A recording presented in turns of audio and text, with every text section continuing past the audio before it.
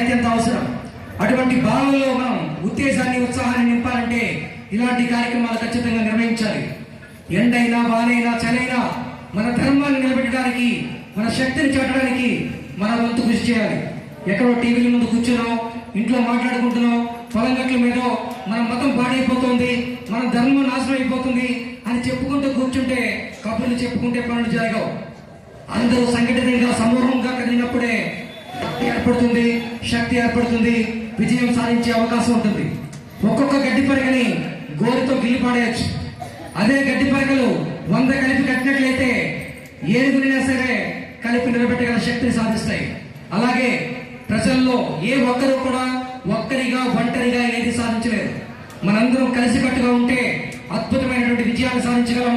ప్రపంచవ్యాప్తంగా, ప్రపంచ దేశాల్లో అత్యంత ఉన్నతమైన దేశంగా, ఖ్యాతి గడించిన దేశంగా మనం ఉంటాం, ఇప్పటికే ఉన్నాం.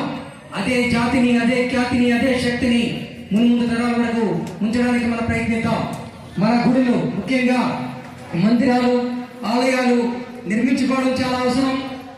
అలాగే పాతమైనటువంటి ఆలయాల్ని పునరుద్ధరించడం కూడా అంతే అవసరం. ఎవరు ఎప్పుడు ఎక్కడ ఎలా గుడి కట్టినా, ఒక భజన చేసినా, ఒక సామూహిక ప్రార్థన చేసినా, ఒక పూజ నిర్వహించినా, వ్రతం, దీక్షం, యాగం ఏది నిర్వహించినా మీకు అందుబాటులో ఉన్న వరకు ప్రతి ఒక్కరూ కూడా ఆ కార్యక్రమంలో పాల్గొనడానికి ప్రయత్నించండి. తప్పనిసరిగా మీ వంతు పనిగా, అది మీ పనిగా, మీకోసం చేస్తున్నటువంటి పనిగా మీరు గుర్తించండి. ఎందుకంటే ఇది అందరి కోసం, ఏ ఒక్కరి కోసం మరి సేవాభావంతో చేస్తున్నది కాదు. మీ కోసం, మీ పిల్లల కోసం, మీ భవిష్యత్తు కోసం మీకు మీరుగా చేసుకుంటున్నటువంటి పని. నాకెందుకు అనుకుంటే 1000 ఏళ్ల క్రితం జరిగినటువంటి ఉత్పాతం మళ్లీ జరిగే అవకాశం ఉంది. సామూహికంగా విద్రోహ శక్తులు ఇప్పటికే కూడగట్టుకుంటూ ఉన్నాయి. భారతదేశాన్ని నాశనం చేయడానికి, ధర్మాన్ని నాశనం చేయడానికి ప్రయత్నిస్తూ ఉంటున్నాయి. అహోరాత్రులు వారి యొక్క శక్తిని, ధనాన్ని కూడా ఇందుకోసమే వెచ్చిస్తూ ఉన్నారు.